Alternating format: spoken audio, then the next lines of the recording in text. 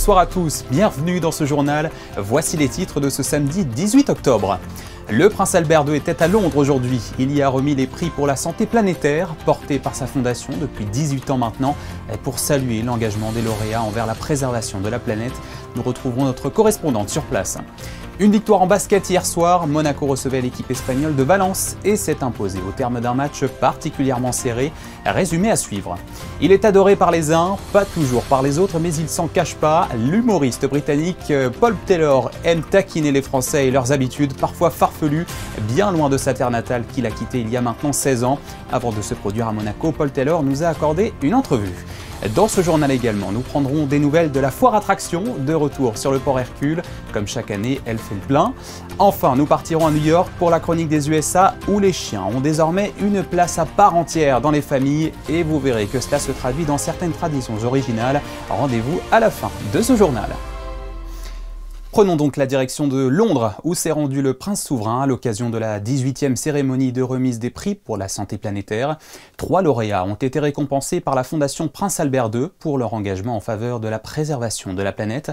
Alban Gingembre, vous y avez assisté avec Camille Caloni. Avant d'assister à la cérémonie pour la remise de prix pour la santé planétaire, le prince souverain a d'abord présidé une réunion avec le conseil d'administration de la Fondation Prince Albert II. Pour rappel, cette association s'engage à faire progresser la santé planétaire pour les générations actuelles et futures. Ces réunions ont lieu 2 fois par an avec les 11 branches à l'international de la Fondation. Ici, une dizaine de projets a été examinée. Est ensuite venue la cérémonie de remise de prix pour soutenir des projets encourageants. Dear friends, it's a great pleasure for me to be with you here this evening. 3 prix pour 3 domaines d'action prioritaires de la Fondation. Dans la catégorie sensibilisation et transparence, c'est l'International Sustainability Standards Board qui a été récompensé. Le référentiel de l'ISSB, c'est un langage comptable pour s'assurer que dans la comptabilité, dans les éléments financiers de l'entreprise, on rentre aussi les données climatiques et sociales. Ce que ça va changer, c'est qu'aujourd'hui, la comptabilité compte beaucoup de choses importantes, mais pas tout ce qui compte. Et en particulier, elle ne voit pas les risques qui sont dans les chaînes de valeur des entreprises, elle ne voit pas les risques qui sont dans des horizons de temps éloignés. C'est à ça que va servir ce langage, c'est de permettre l'évaluation de ces risques par le marché financier, les banques et les investisseurs. Dans la catégorie sciences, c'est le climatologue Dr Gavin Schmidt qui remporte le prix. Il faut savoir pourquoi on a arrivé à ce point-là. Et c'est à cause de nous, c'est à cause de la pollution des gaz à effet de serre. La science dit que ce qui va arriver dans le futur, c'est encore à nous de décider. C'est ce qu'on va donner, émettre dans l'atmosphère d'aujourd'hui. Alors le futur, c'est encore dans nos mains. Si on comprend ça plus largement, que plus de gens le comprennent, ça va améliorer la situation pour le futur. Dans la catégorie innovation et solutions, c'est l'agronome Ernst Gotsch qui a retenu l'attention pour son modèle d'agriculture syntropique. I'm an individual who works in the field and I do not make nearly any publications. So it was for me a very great surprise. There are people who are seeing that we could do something similar as I'm doing. What I'm doing is, first of all, a completely different mindset. We come at the point to produce what we need to satisfy our day-to-day needs and do that attaining a positive balance considering quantity and quality of established life. Des initiatives inspirantes pour la préservation environnementale, un des enjeux majeurs de notre génération. Séquence émouvante ce samedi matin, une plaque commémorative a été dévoilée au Stade Louis II en hommage à Mireille Calme, l'emblématique fondatrice et ancienne présidente de Special Olympics Monaco. Une cérémonie à laquelle a tenu à assister notamment la princesse Charlène. Frédéric Hélion et Arnaud Humbert. C'est elle qui a montré la voie, une grande dame irremplaçable qui a consacré une grande partie de sa vie à une cause simple et puissante. Mireille Calme, fondatrice et présidente de Special Olympics Monaco pendant plus de 30 ans, nous a quittés en février 2021. Ce samedi matin, la grande famille de Special Olympics s'était réunie pour lui rendre hommage. Une plaque commémorative a été dévoilée au stade Louis II en présence de la princesse Charlène et de nombreuses personnalités de la principauté. Je ne veux oublier personne et manquer de respect à personne, mais sans Madame Calme, tout ce qui touche au handicap à Monaco n'aurait certainement pas avancé comme ça a avancé. Et Monaco ne serait pas où on en est aujourd'hui, à savoir, je pense, un des pays les plus avancés dans cette notion-là et surtout dans la manière avec laquelle ils sont vraiment introduits dans la société. Et voilà, c'est quelqu'un, je l'ai dit, mais c'est quelqu'un qui avait une force de caractère et une détermination sans faille. À partir du moment où elle considérait qu'il y avait quelque chose de juste et que ça devait être fait pour le bien de ses petits, comme elle disait, parce que tous étaient, et même moi le premier, mais on était tous ses petits. Et voilà, elle reculait jamais. Et qui de mieux que ces petits donc pour parler de Madame Calme, tous ces athlètes qui l'ont côtoyée au quotidien à Monaco ou sur les différentes compétitions. C'était quelqu'un qui m'a apporté beaucoup à Special Olympics parce que je suis parti avec elle en Autriche en 2017 et en fait elle m'avait dit mais vous inquiétez pas, vous ferez des compétitions. Je lui ai dit Madame Calme, vous pensez vraiment? Elle me dit mais oui, vous inquiétez pas. Et franchement elle m'a apporté beaucoup parce que je suis parti avec elle en compétition. Je l'aimais beaucoup, comme beaucoup de personnes et honnêtement c'est quelqu'un que je respectais beaucoup et je penserai toujours à elle. C'était une femme qui était extraordinaire à tout. Je suis parti en Alaska avec elle, je suis parti en Autriche, je suis parti de partout avec elle, au Luxembourg avec elle. C'était des très bons souvenirs. C'est une personne que j'adorais beaucoup, Madame Calme. On s'est rencontrés, ma première compétition c'était en Autriche, en raquettes. C'est là que j'avais créé le lien avec Madame Calme. C'était une super dame, chouette dame. Et moi je garde que la famille, c'est avec elle qu'on a dit ce petit mot. Parce qu'une fois, dans les jeux, c'était un matin. Et un matin, j'ai dit bonjour Madame Calme. Elle m'a dit pardon, elle m'a dit pourquoi m'appeler Madame Calme et pas la famille. Et c'est pour ça qu'on dit toujours la famille à Special Olympics. Et c'est pour ça que j'appelle tout le monde la famille. Et chaque fois quand je gagne une médaille ou deux, je fais toujours hommage à Madame Calme, à toute ma famille. Après avoir brillé à Turin cet hiver, les athlètes monégasques s'envoleront pour le Chili en 2027 à l'occasion des Jeux mondiaux d'été Special Olympics. En basket, Monaco recevait hier les Espagnols de Valence à Gaston Médecin pour le compte de la 5e journée d'Euroleague. La Roca Team a montré deux visages, mais s'est finalement imposé 90-84, tout juste. Le résumé du match est signé Frédéric Elion et Jean-Alexandre Dordet. La Roca Team voulait se racheter après la défaite à Bologne et ce vilain 33% de réussite à 2 points. Monaco a montré un bien meilleur visage face à Valence vendredi soir, surtout en première mi-temps. Les Monégasques trouvent de l'alternance en scorant aussi bien au poste bas avec notamment Diallo et ses 16 points que longue distance où Strazel enquille les 3 points. Plus 5 Monaco après 10 minutes avec 71% de réussite à 2 points. Mirotic débute son festival et Kevarius Hayes protège le cercle avec ce contre incroyable en très haute altitude. Plus 20 Monaco à la pause. En deuxième mi-temps, les Monégasques se relâchent un peu, des pertes de balles évitables, moins d'intensité et Valence fait un petit rapproché avec notamment Branco Badio, 8 points en 1 minute. Valence va revenir plusieurs fois à -6 avec ici Costello en début de 4e quart-temps à 3 points, mais jamais les Espagnols n'arriveront à repasser devant. Nedovic redonne de l'air à Monaco, puis Diallo signe l'action de la soirée avec ce poster monstrueux sur le pauvre Puerto. 90-84, 3e victoire en 5 matchs d'Euroleague pour Monaco. On sortait d'une contre-performance en Italie avec la belle victoire qu'on avait réussi à obtenir à Milan. On voulait prendre les 2 matchs cette semaine. Maintenant, voilà, on ne l'a pas fait en Italie. Donc comme tu l'as dit, il fallait au moins qu'on prenne ce match à la maison. Et on a réussi à le faire, donc c'est le plus important. On a mal démarré, ils ont pris l'ascendant, plus 20 à la mi-temps. On sait qu'à Monaco, c'est quasiment impossible de revenir de plus 20 à la mi-temps. On sait que c'est une très bonne équipe qui joue physique. Donc on est revenu à 6 points. C'est bien, c'est positif forcément. Mais c'est pas suffisant et le match se joue surtout, je pense, sur la première mi-temps. Ça aurait été un match différent si on avait était capable de rester dans le match. Donc ouais, ça joue sur ça, à nous de progresser et d'essayer de mieux entamer les matchs, surtout face à des grosses équipes.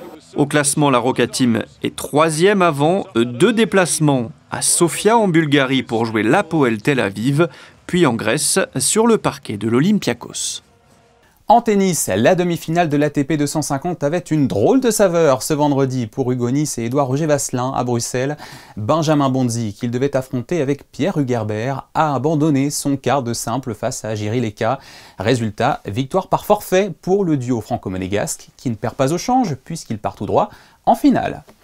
Revenons à Monaco à présent, où un nouveau timbre monégasque vient tout juste d'être dévoilé, mais petite particularité, cette fois il a été imaginé par une artiste chinoise. Seulement 55 000 paires ont été imprimées à Monaco et 4,5 millions en Chine pour commémorer 30 ans de diplomatie entre les deux pays. Sur ces timbres on peut distinguer 2 fleurs, l'orchidée et la campanule, symbole de la Chine et de la principauté. Écoutez les détails de Pascal Boisson et Lara Terlissi, Enza, au micro de Lisa Fernandez-Martins. Cette année marque le 30e anniversaire des relations diplomatiques entre Monaco et la Chine. Des relations qui s'inscrivent dans différents domaines, dont la culture. Et quoi de mieux que la philatélie pour représenter ce domaine culturel. Il y a eu beaucoup d'échanges, mais finalement, le résultat final, parce qu'il y avait des choix à faire, la thématique bien sûr, le modèle, la fleur, et le choix final, je trouve, est quand même très joli, très stylisé, très moderne, très vivant.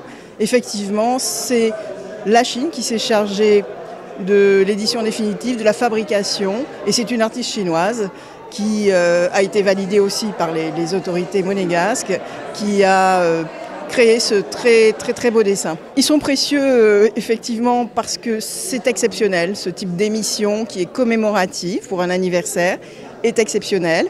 Le nombre de timbres qui sont émis est relativement peu nombreux, 55 000 ce n'est pas tant que ça, donc ce sera forcément très recherché par les collectionneurs, en tout cas c'est habituellement le cas.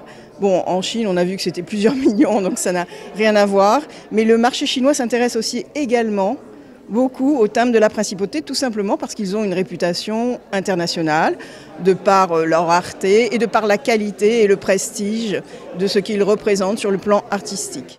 Le groupe de construction Probat Monaco vient de racheter Volpi Bâtiment, une alliance stratégique entre une société monégasque d'un côté, qui s'est imposée depuis plus de 20 ans dans le bâtiment de prestige sur les marchés particuliers, professionnels et publics, avec 200 collaborateurs, et de l'autre Volpi Bâtiment, emblématique société française implantée à Saint-Jean-Cap-Ferrat depuis 1980.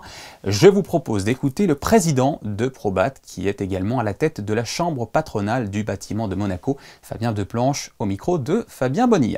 C'est, je pense, la suite naturelle d'une collaboration qu'on a eue depuis 20 ans, mais c'est surtout l'aboutissement d'une fabuleuse histoire et une belle aventure humaine qu'on a eue, notre entreprise Probat avec Volpi Bâtiment. Depuis plus de 45 ans, c'est l'acteur phare des travaux de bâtiment et de réhabilitation sur Saint-Jean-Cap-Ferrat, qui est donc bien connu pour ses prestigieuses demeures sur cette presqu'île. L'entreprise Volpi Bâtiment a toujours œuvré dans un niveau d'exigence et d'excellence artisanale qui l'a amené à faire des réalisations exceptionnelles. Et donc ce rapprochement pour nous est d'autant plus naturel parce que je pense que ça va faire une belle complémentarité où on maintiendra cette âme de l'exigence artisanale avec l'apport d'un groupe structuré pour pouvoir se permettre d'unir nos forces et d'essayer d'en tirer le meilleur. Une nouveauté pour Monaco Parking. Le service de gestion vient de mettre en service un nouveau numéro pour l'ensemble des usagers qui s'affiche actuellement sur votre écran avec aussi une adresse mail.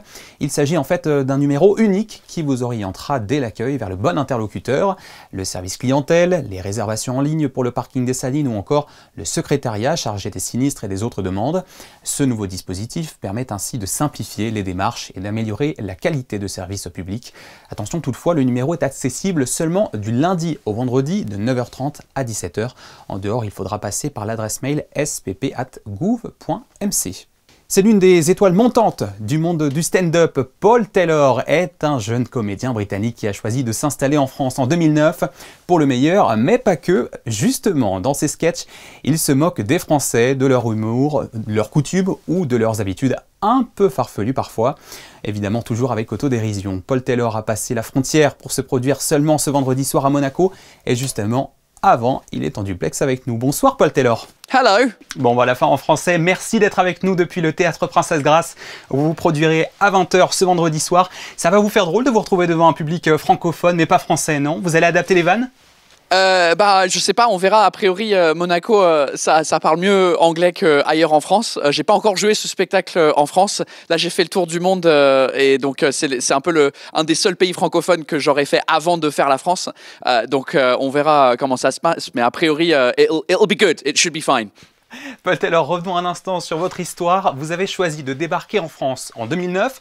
Qu'est-ce qui vous a fait prendre cette décision? Parce que si vous y êtes installé, c'est bien que vous l'aimez, cette France qui vous fait rire, non? Ouais, si j'étais politiquement correct, je dirais que c'est à cause de ma femme que je suis venu en France. Mais en vrai, c'est à cause de mon ancien boulot. Je travaillais chez Apple pendant 10 ans et j'avais une opportunité de carrière en France. Et juste par hasard, ma copine de l'époque, qui est maintenant ma femme, était parisienne aussi. Donc en fait, c'était le timing parfait.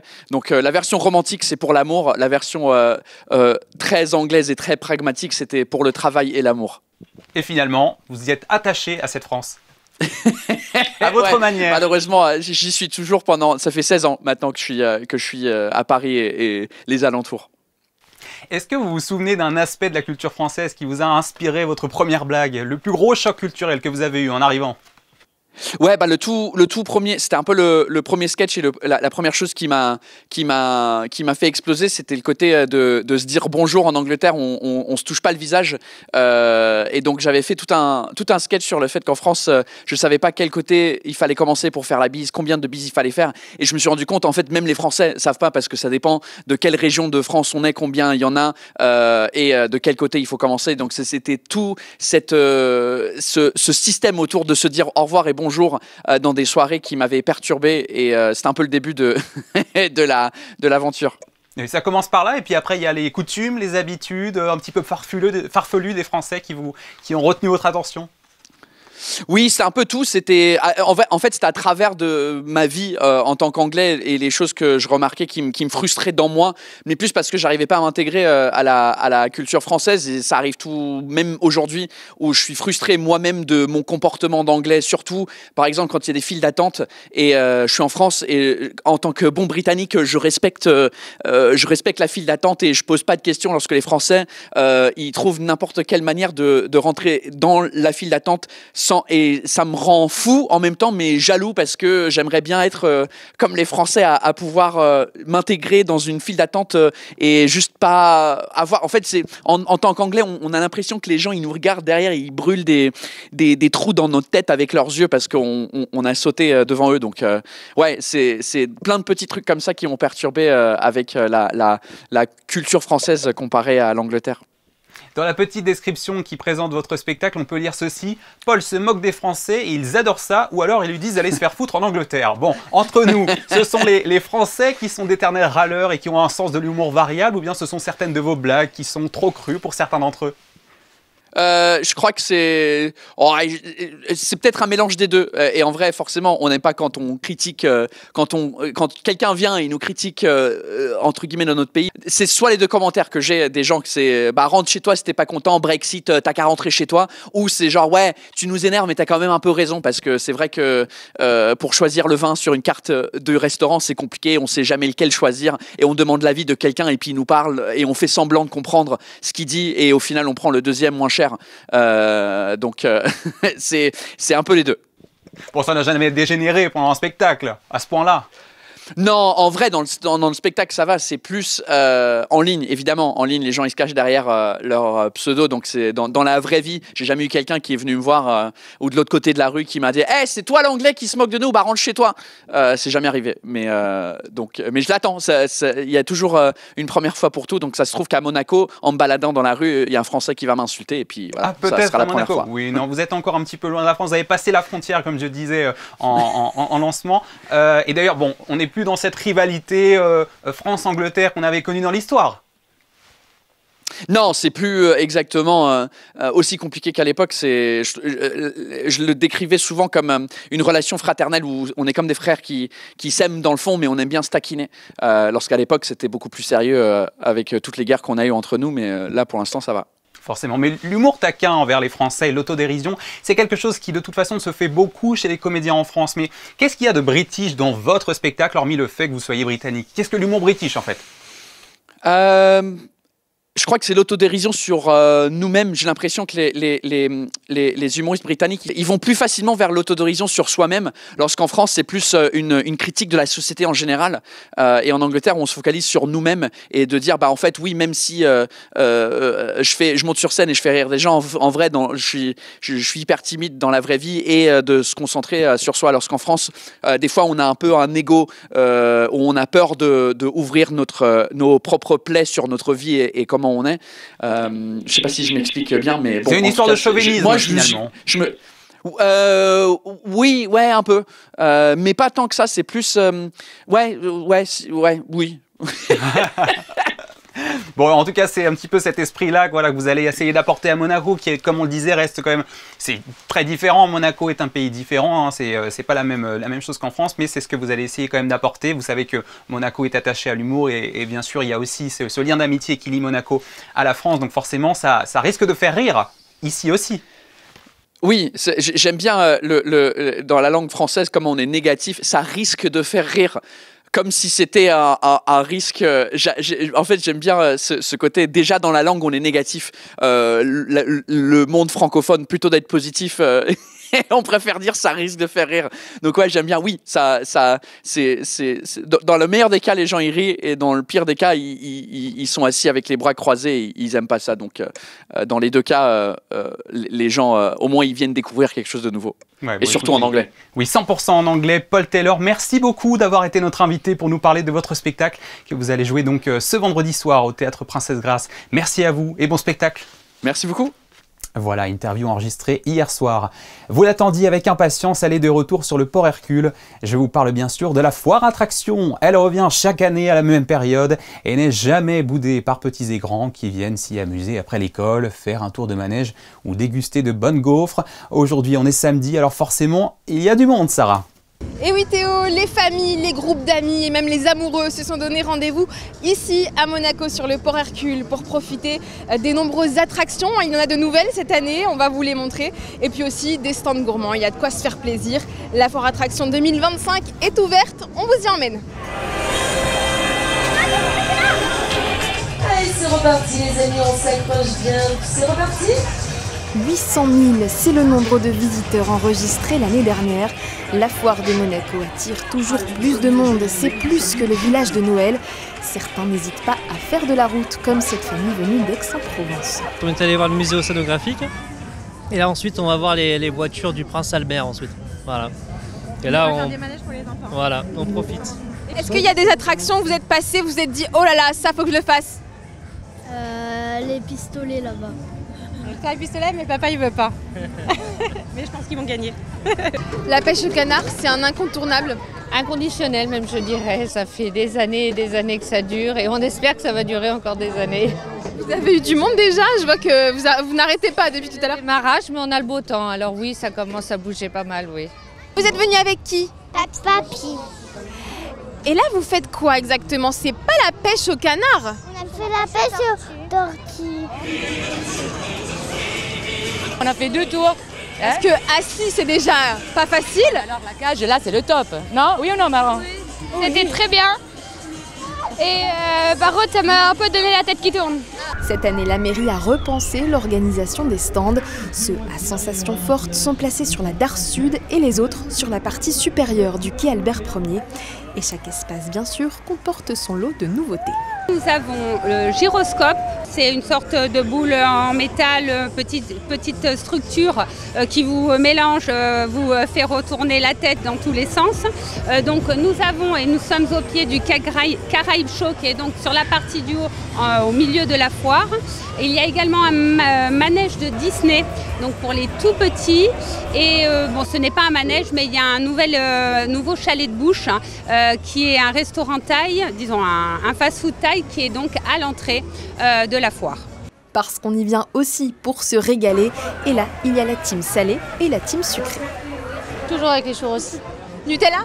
Nutella, forcément. Soyez prêts pour Halloween, venez déguisés, mais présentez-vous sans armes factices, elles pourraient vous être confisquées à l'entrée. Vous avez jusqu'au 19 novembre pour profiter de l'ambiance unique de la foire et tester les nouveaux manèges. Pour certains, attention, il faut avoir le cœur bien accroché pour ne pas finir en pleurs. Nous, on se contentera du lancer de cerceau. Oui! Est-ce qu'on peut l'applaudir? Halloween a pris un peu d'avance hier à Monaco. On est encore un peu loin du 31 octobre, mais l'association Entre Parents a décidé d'organiser une petite fête au Larvoto. Distribution de bonbons, ballons et tatouages, tout y était pour ravir les enfants avant l'heure. Mission réussie, comme vous le voyez sur ces images. Comme chaque samedi, c'est l'heure de retrouver notre correspondante à New York pour sa chronique des USA.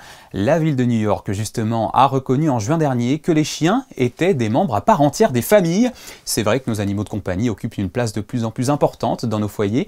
Bonsoir Alexandra Pani, cette actualité vous a donné l'idée de nous parler d'une tradition bien singulière qui montre l'importance qu'on accorde à nos fidèles compagnons. Oui, bonsoir à vous. C'est effectivement une tradition qui peut surprendre. Elle dure pourtant depuis plus de 50 ans. Chaque premier dimanche du mois d'octobre est organisée ici à Harlem la bénédiction des animaux, des chats, des chiens bien entendu. Mais vous allez le voir, d'autres espèces sont également les bienvenues. Reportage.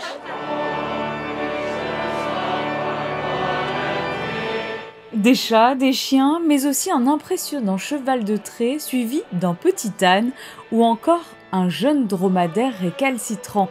Nous ne sommes pas à la ménagerie du cirque, mais bien à l'église pour une bénédiction particulière dans l'une des plus grandes cathédrales au monde, St. John the Divine dans le quartier ouest d'Harlem. Au mois d'octobre, Saint François d'Assise est ici célébré comme saint patron des animaux et de l'écologie. The dean at the time, Dean Morton, he was very committed to the earth, to the climate, and to all God's creatures. And he really felt that this particular space, our cathedral, could be a spot where we could gather and celebrate that and bless the earth and bless our pets and all creatures of the earth. So we've been doing this ever since. The procession is meant to sort of open up what we think of as animals, because sometimes we just think it is our pets, and it's all creatures of all kinds, all sizes, you know, reptiles and cows and snakes, and we want it to be clear, like, this is for all animals. Chaque année, ils sont plusieurs centaines accompagnés de leurs animaux de compagnie pour leur offrir cette bénédiction. You know, we decided to bring the dogs over, you know, I felt like it was a great idea. I love that the church is allowing, you know, the animals to be blessed. I think it's a great thing for the community and something to always look forward to on a Sunday. So it was a great idea for us to bring the dogs over. Well, I heard about it and I think it's a great tradition. And Susu and I are from Mexico. We've never been here before. We actually did it over in the park, and so we were outside with all of the other dogs, and they just gave her a blessing, and that was it. She was really good. Yeah, she loved it. She was friendly to everybody, and yeah, I'm very proud of her. Un moment avant tout de partage et de célébration de toutes les créatures qui peuplent notre planète. Ouais, bel hommage. Et c'est sur ces images que s'achève cette édition. Merci à vous de l'avoir suivi. Dans un instant, vous retrouverez Frédéric Elion pour vos prévisions météo. On se quitte avec les meilleures images de la rencontre victorieuse de l'ASM Basket face à Valence hier soir, capturée par Manuel Vitali. Excellente soirée sur Monaco Info et à demain, 18h30.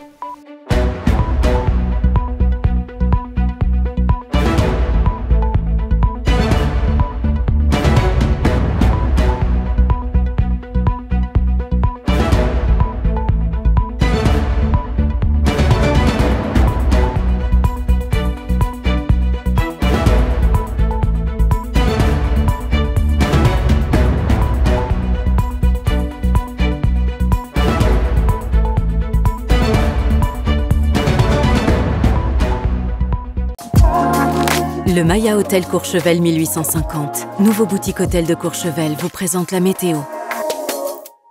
Bonsoir à toutes et à tous. Dimanche, la journée sera scindée en deux avec de belles éclaircies le matin. Un soleil bien présent, puis le ciel va se couvrir dans l'après-midi avec pas mal de nuages, mais pas de risque de pluie. Les températures seront comprises entre 14 et 21 degrés. Dimanche 19 octobre, vous pourrez souhaiter une bonne fête à tous les renés. Ce sera aussi la journée internationale de sensibilisation au cancer du sein. Logique, en plein octobre rose, ce mois de campagne si important pour sensibiliser le grand public au dépistage de ce cancer. Rappelons aussi que les dons sont importants pour faire avancer la recherche. Une excellente soirée sur Monaco Info. Le Maya Hotel Courchevel 1850, nouveau boutique hôtel de Courchevel, vous a présenté la météo.